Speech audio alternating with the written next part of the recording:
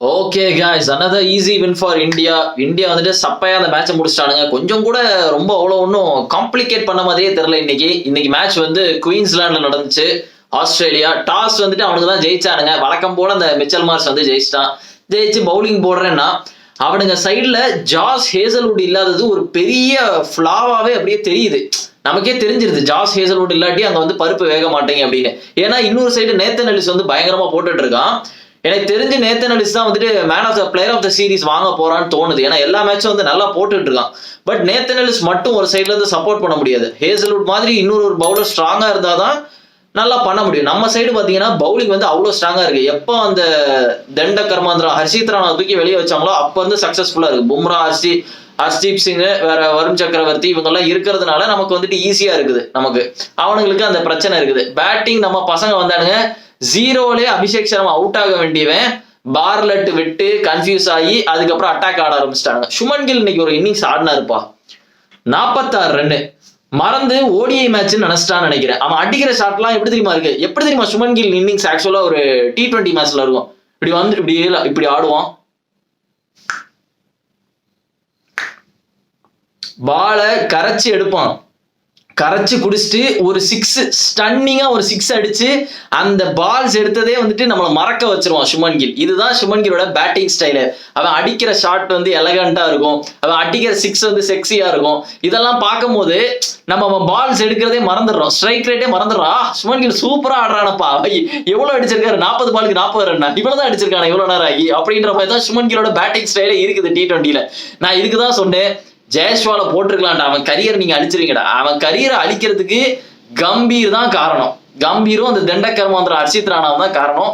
அவனுங்களே சாப்பிட்டுருவானுங்க. அவனை ரெட் பால் கிரிக்கெட்டே ஆட வச்சு அவனை ஒரு கம்ப்ளீட் டெஸ்ட் பிளேயராகவே ஆக்கிடுவானுங்க எனக்கு தெரிஞ்சு. ஸோ சுமன் கில் வந்துட்டு லேண்டா பார்க்க நல்லா இருந்துச்சு. பட் இருந்தாலும் ரொம்ப ஸ்லோவா லேண்டா. இன்னொரு சைடு அபிஷேக் சர்மாலாம் பொழந்து எடுத்துட்டு இருந்தான் வழக்கம் போல. மற்றபடி பார்த்தீங்கன்னா சூரியகுமார் யாதவும் சரி, அவன் பழைய ஸ்வாக்லாம் அடிக்கிறான். அந்த ஃபிளிக்லாம் அடிச்சு விடுறான். 6 பறக்குது. சும்மா ஸ்வீப் அடிச்சு விடுறான். 6 பறக்குது. ஆனா அந்த 30 தாண்ட மாட்டேங்கிறான். அந்த 20, 24 அதுலயே சிக்கிக்கிட்டு இருக்கான். ஒரு டைம்லன்னா சூரியகுமார் வந்துட்டு ஒரு 80, 50 இப்படிதான் அடிப்பான். சூரியகுமார் வந்துட்டு இந்த விராட் கோலி எல்லாம் பாத்திருக்கீங்களா? விராட் கோலி எல்லாம் வந்துட்டு பிரைம்ல இருக்கும்போது 70 நிறைய அடிப்பான். நிறைய 70s அடிப்பான். 75, 76 இந்த மாதிரி அடிப்பான். அந்த மாதிரி தான் சூரியகுமார் யாதவும். பட் இப்போ வந்துட்டு என்னன்னே தெரியல, 20 தாண்ட மாட்டேங்குது. பட் என்ன இந்த பழைய ஸ்டைல் ஆடுறான், இந்த அக்ரெசிவா வந்தாலும் அவன் ஸ்டைல் ஆடுறான். பட் இருந்தாலும் இந்த 20, 25 தாண்டவே மாட்டேங்குது. ரொம்ப கஷ்டப்படுறான் அந்த ஒரு பெரிய ஸ்கோர் வர்றதுக்காண்டி. மற்றபடி பாத்தீங்கன்னா ஆஸ்திரேலியா அவனுங்க சைட்ல சொல்ல போனோம்னா ஜாம்பாவும் ஸ்டாயினஸும் தான் அதிகமா ரன் கொடுத்தானுங்க. ஆனா அந்த ஜாம்பா வந்து புசுக்கிற மாதிரி நைஸா விக்கெட் எல்லாம் எடுத்து கொடுத்துட்டு போயிடுறான். இந்த ஜித்தேஷ் சர்மாவும் சரி, திலக் வர்மா இவங்க எல்லாம் வந்துட்டு டக்குன்னு ஜாம்பாக்கு அவுட் ஆயிட்டு போயிட்டாங்க. 2 பேருமே ஒரு மாதிரி ஃபிளாப் ஆயிட்டாங்க. திலக் வர்மாவும் ஜித்தேஷ் சர்மாவும் சரி. கடைசி வந்துட்டு வாஷிங்டன் அக்சர் பட்டேல் தான் இன்னைக்கு மேன் ஆஃப் த மேட்ச் ஆகணும். சூப்பரா லேண்டா. இன்னைக்கு சொல்ல போனீங்கன்னா கிரௌடு வந்து ஆஸ்திரேலியால செமையா இருந்துச்சு. குயின்ஸ்லாண்ட்ல வந்துட்டு செம கிரௌடா இருந்துச்சு. நல்ல வேளை அந்த மேட்ச் ஜெயிச்சிட்டோம். எனக்கு ஒரு ஆசை என்ன, அந்த ஃபர்ஸ்ட் மேட்சும் நம்ம வந்துட்டு ஜெயிச்சிருந்தா நல்லா இருந்திருக்கும் அப்படின்னு ஒரு இது இருக்கு. ஏன்னா மாதிரி நல்லா ஆடினானுங்க சூரியகுமார், சுமன் கில்லும். பட் அதுக்கப்புறம் வந்து என்ன நிலைமைன்னே தெரியல. இவங்களுக்கு ஃபிளாப் ஆகிட்டு தான் இருக்கானுங்க உட்காந்துட்டு. ஸ்லோவா ஆடுறானுங்க. இன்னைக்கு ஒன் டவுன் வந்து டூபே வந்தாரு. புதுசா வந்துட்டு டூபே வந்துட்டு ஒன் டவுன் இறக்கி விட்டாரு. எல்லாம் ஜிஜி இறக்கி விட்டாரு. காரணம் என்னன்னா ஜாம்பா போட்டுட்டு இருந்தான். ஸோ ஸ்பின்னர்ஸ் அடிப்பான் அப்படின்னு சொல்லி இறக்கி விட்டாங்க. ஒரு 6, ஒரு பெரிய 6 அடிச்சான். ஒரு 6, ஒரு 4ஓட முடிஞ்சிச்சு. மற்றபடி ஒரு 168 தான் டோட்டல். ரொம்ப கம்மி தான். நான் ஆக்சுவலா இந்த மேட்ச் ஆஸ்திரேலியா ஜெயிச்சிருவாங்கன்னு தான் நினைச்சேன். இப்படிதான் நினைச்சேன். நிறைய சேஞ்சஸ் இருந்து ஹெட்டை தூக்கி வெளியே போட்டு ஷார்ட்டை கொண்டு வந்தானுங்க. ஃபர்ஸ்ட் ஒரு 3 ஓவருக்கு மழையா இருந்துப்பா. மேட் ஷாட்டும் மிச்சல் மார்ஸும் 2 பேரும் டம்மு அடிச்சாங்க. என்னப்பா இது, மேட்ச் டக்குன்னு முடிய போகுது. இன்னைக்கு மேக்ஸ்வெல்லர் வந்துட்டான், களை கட்ட போகுதுன்னு பார்த்தேன்னா அக்சர் பட்டேல் வந்துன்னா அப்படியே சைலண்ட் ஆயிட்டான். மேட் ஷாட் வந்து அக்சர் பட்டேல் வேற லெவல்ல போட்டான். மற்றபடி பார்த்தீங்கன்னா நம்ம ஸ்பின்னர்ஸ் வந்துட்டு, நம்ம ஸ்பின்னர்ஸ்ன்னு இல்லை எல்லாருமே இன்னைக்கு யாரெல்லாம் போட்டாங்களோ முக்காவாசி 25 அந்த மாதிரி தான் கொடுத்துருக்கானுங்க. டூபே கூட 2 விக்கெட் எடுத்தான்ப்பா. அந்த பைசனுடைய விக்கெட் அவன் தான் எடுத்தான். சூப்பரா எடுத்தான். டிம் டேவிடோட விக்கெட்டும் அவன் தான் எடுத்தான். டிம் டேவிட் வந்துட்டு மேட்சுக்கு மேட்ச் ஒரு இமயமலை 6 மட்டும் அடிச்சுட்டு போயிடுறான்ப்பா. வர்றான் ஒரு பெரிய 6 அடிச்சிருவான். இந்த ஆஸ்திரேலியால என்ன இளவுன்னு தெரியல, மீட்டரே காமிக்க மாட்டேங்கிறானுங்க. எவ்வளோ மீட்டர் 6 எதுவுமே காமிக்க மாட்டேங்கிறானுங்க. எனக்கு ஆசையா இருக்குது டிம் டேவிட் ஒரு 2 6 அடிச்சான்ப்பா. போன மேட்சும் சரி இந்த மேட்சும் சரி. அதுல அந்த 2 6 எத்தனை மீட்டர் நான் பார்க்கவே இல்லை. ரொம்ப தூரம் போன மாதிரி எனக்கு தெரிஞ்சு பார்க்கும்போது என்னடா எங்கேயோ போதும் அடிக்கிற 6 காட்டி தான் தொலைங்களாடா அந்த மீட்டரை எவ்வளோன்னு பார்த்து சந்தோஷப்பட்டுக்கிறோம். ஏன்னா அவன் அடிக்கிறது அப்படிதான் இருக்கு. அடிச்சுட்டு அவன் அவுட் ஆகிட்டு போயிட்டான். மற்றபடி மேக்ஸ்வெல் காப்பாத்தவர்னு நினைச்சேன். மேக்ஸ்வெல் ரொம்ப லேட்டா வந்தான். ரொம்ப லேட்டா வந்தான். வந்து காப்பாத்தவன்னு பார்த்தா வருண் சக்கரவர்த்தி பால்ல கை வச்சானா மேக்ஸ்வெலுக்கு ஒண்ணுமே ஓடல. அசிங்கமா அவுட் ஆகிட்டு போயிட்டான். அதுதான் நடந்துச்சு. வேற வழியே இல்லை. ஆஸ்திரேலியா வந்து குவிட் பண்ணிட்டானுங்க. டக்குன்னு விக்கெட் விட்டு அசிங்கமா தோத்து போயிட்டானுங்க. இதுதான் நடந்துச்சு. இப்போதைக்கு நம்ம டீசெண்டா வந்துட்டு 2 லீட்ல வச்சிருக்கோம். அவனுங்க 1 தான் வச்சிருக்கானுங்க. அந்த மெல்போர்ன்ல நம்மளை தோக்கடிச்சதுக்கு அப்புறம் நம்ம வந்து சரியான ஒரு கம்பேக் கொடுத்து 2 மேட்ச் வின் பண்ணிட்டோம். ஃபைனல் மேட்ச் இருக்குது. அதுல என்ன நடக்கு அப்படின்னு பார்ப்போம். அது சாட்டர்டே நடக்குது. அதுல வந்துட்டு ஆஸ்திரேலியா ஜெயிச்சா டிரா, நம்ம ஜெயிச்சா மாஸ். ஆஸ்திரேலியால வந்து ஒரு வெயிட் காமிச்சிட்டாங்க அப்படின்ற மாதிரி தான் இருக்கும். இப்ப சொல்ல போனா இந்தியா இருக்கிற திறமைக்கு T20ல இந்தியாவை அசைச்சிக்கிடவே முடியாது. அது ஆஸ்திரேலியாவா இருந்தாலும் நான் சொல்றேன். அப்படிப்பட்ட டீம் இப்போதைக்கு எப்படி சொல்றது, இப்போதைக்கு எந்த டீமை கம்பேர் பண்ணாலும் நம்ம டீம் தான் ஸ்ட்ராங்கா இருக்கு. வேற எந்த டீம் வந்து இப்ப T20ல நீங்க வந்து எடுத்துக்கிறீங்க அது வந்து ஸ்ட்ராங்கா இருக்குன்னு இல்ல. நம்ம இந்தியன் டீம் தான் வந்துட்டு பயங்கரமா இருக்கு. ஆஸ்திரேலியன் டீமுக்கு அவங்களுக்கு டெஸ்ட்லயே வந்துட்டு ஆன்சர் தரல, யாரை போடன்னு தெரியல. சாம் கான்ஸ்டன்ஸ்ன்ற ஒரு மூதேவியை போடவான்னு பார்த்துட்டு இருக்கானுங்க. அந்த அளவு அவனுக்கு நிலைமை வந்துட்டு அவர் 2 பேர் காணாம போனோன்னா இவங்களுக்கு தெரியல, யாரை போடன்னு தெரியல. இன்ஜுரி வருது, இவனுங்களை போட்டா ஆட மாட்டானுங்களே T20 அப்படின்னு. இந்த ஜாஸ் ஹேசல்வுட்டையும் டிம் டேவிடையும் இந்த நம்ம ஆர்சிபி பசங்களே வந்துட்டு நல்ல ஒரு T20 பிளேயர் ஆக்கி விட்டுட்டானுங்க. சொல்ல போனா டிம் டேவிட்லாம் முன்னாடி மும்பைல இருக்கும்போது எப்படி ஆடுவான்னா வருவான், ஒரு 6 அடிப்பான், 2 6 அடிப்பான், அவ்வளவுதான் கிளம்பி போயிடுவான்.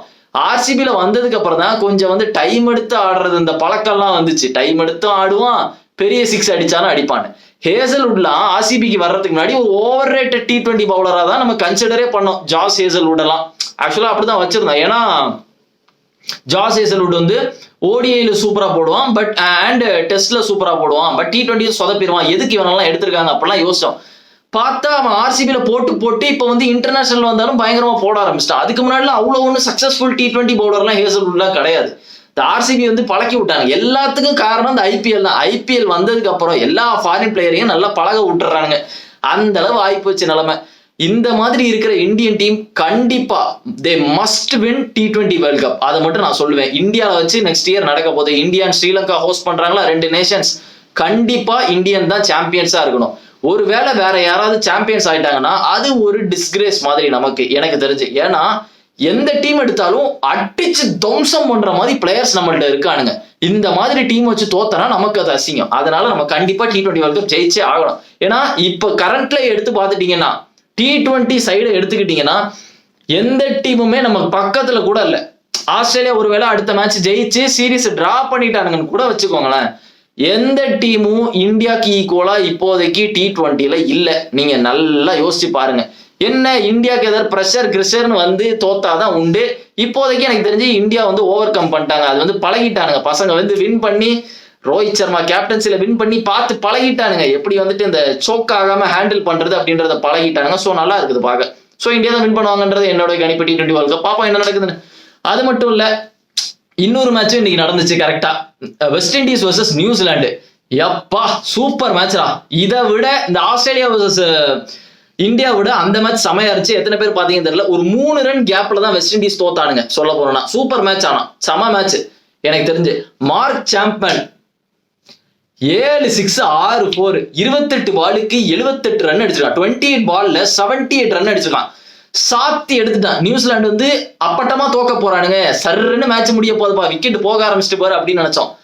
பார்த்தனா சாப்மன் 2 ஓவர்ல எங்கேயோ கொண்டு போயிட்டான் மேட்ச. அந்த அளவு எடுத்துட்டு போயிட்டான். அதை கூட வெஸ்ட் இண்டீஸ் சமய விளையாண்டு, என்னடா விக்கல் வந்துட்டே இருக்கு, வெஸ்ட் இண்டீஸ் சமய விளையாண்டு பக்கத்துல வந்துட்டானுங்க. பக்கத்துல வந்துட்டு அவனுக்கு ஜெயிச்சிருக்கலாம். அந்த ஃப்ரீ ஹிட்டை விட்டது தூக்கி சும்மா சுத்தி லூசுத்தனமா ஆடி மேட்ச் தோத்துட்டானுங்க. இல்லாட்டா இந்நேரம் அந்த சீரீஸ் அவனுக்கு பிடிச்சிருக்கலாம். தேவையில்லாத அந்த ஃப்ரீ ஹிட்டை விட்டது சும்மா லூசுத்தனமா சுத்தினானுங்கன்னு தான் சொல்லணும். அதுக்கத்தட்டும் 6 அடிச்சானுங்க, பெரிய ஹிட் அடிச்சானுங்க, நல்லா பார்த்து விளையாண்டவனுங்க. சொல்லவும் முடியாது. நியூசிலாந்து லாஸ்ட் வந்துட்டு பவுலிங் சூப்பரா போட்டானுங்க, அதையும் நம்ம ஒத்துக்கிட்டு தான் ஆகணும். But super match. நீங்க மேட்ச் பார்க்காட்டி ஹைலைட்ஸ் போய் பாருங்க. செகண்ட் T20 சூப்பரா இருந்துச்சு. அது மட்டும் இல்ல, ஒரு சைடு போனோம்னா பாகிஸ்தான் வர்சஸ் இது போயிட்டு இருக்கு சவுத் ஆப்பிரிக்கா. T20 அடிச்சிட்டானுங்க பாத்தீங்களா பாகிஸ்தான், ட்விஸ்ட் கொடுத்துட்டு போயிட்டாங்களப்பா. பாபர் அசாம் என்னன்னு தெரியல, ஒரு மாதிரி ரொம்ப ஒரு மாதிரி இந்த விராட் கோலி மாதிரி ட்ரை பண்ற மாதிரி எனக்கு தெரியுது. ரொம்ப ஒரு மாதிரி ஹாப்பியா ஃபீல்டுக்குள்ள இருக்கிற மாதிரி. இவனுக்கு பாபர் அசாம்க்குலாம் அவ்வளவு ஃபேன்ஸ் இருக்கானுங்க பாகிஸ்தான்ல. அந்த கத்துறானுங்க கிங் பாபரா. சிரிப்புலாம் வருது எனக்கு பார்க்கும்போது. பட் இருந்தாலும் வந்தா சரிதான். பட் பரவாயில்ல, ஏதோ இப்பதான் பாபர் அசாம் வந்து இன்டர்நேஷனல் T20 அவன் தான் அதிக ரன்ஸ் வச்சிருக்கான். 2-3 வருஷம் ஃபார்ம் அவுட் ஆன பாபர் அசாமுக்கே இவ்வளவு ரன் வந்திருக்கு. இவெல்லாம் ஃபார்ம்ல இருந்திருந்தா எவ்வளவு ரன் போயிருப்பான்னு நினைச்சு பாருங்களேன். So looks like Babar Azam is பேக்னா நான் எப்படி சொல்றேன், பேட்டிங் சொல்லல, அவனுடைய மென்டாலிட்டி வந்துட்டு எனக்கு ஏதோ நல்லா இருந்த மாதிரி தெரியுது. ஒருவேளை இது ஃபேக்கா கூட இருக்கும். இதுதான் பாபர் அசாம் பல வருஷமா பண்ணிட்டு இருக்கான். 200 ரன் இருந்துச்சுன்னு வச்சுக்கோங்களேன், சேஸ் பண்ண மாட்டான், அவுட் ஆயிட்டு போயிடுவான் அசிங்கப்பட்டு. அதே இது வெறும் 150 ரன் சேஸ்னா அந்த நேரம் அடிப்பான், 200-100 கூட அடிப்பான் அவன் பாட்டுக்கு. அந்த மாதிரி போறாள் தான் பாபர் அசாம். ஸோ பாப்பா என்ன நடக்குது பாபர் அசாமுடைய அகாடமியில. உண்மையிலேயே பாபர் அசாம் கம்பேக்கா இல்ல சும்மா வழக்கம் போல ஏமாத்திட்டு போறானா ஒரு மேட்ச் மட்டும் ஆடிட்டுன்னு பார்ப்போம். Okay guys, so fifth match அப்போ பார்ப்போம் யாரு வந்துட்டு ஜெயிக்க போறா, டிராவா இல்ல இந்தியா வந்து 3 முடிப்பானுங்களா, இல்ல மழை பெஞ்சு நம்மளை அசிங்கப்படுத்த போதான்னு பாத்துறோம். ஓகே, ஸோ மறக்காம நீங்க சேனலுக்கு சப்ஸ்கிரைப் பண்ணுங்க, வீடியோக்கு லைக் போடுங்க, உங்க ஃப்ரெண்ட்ஸ் எல்லாருக்கும் ஷேர் பண்ணுங்க. Okay guys, see you in another video and remember it, always be on top. Cheers.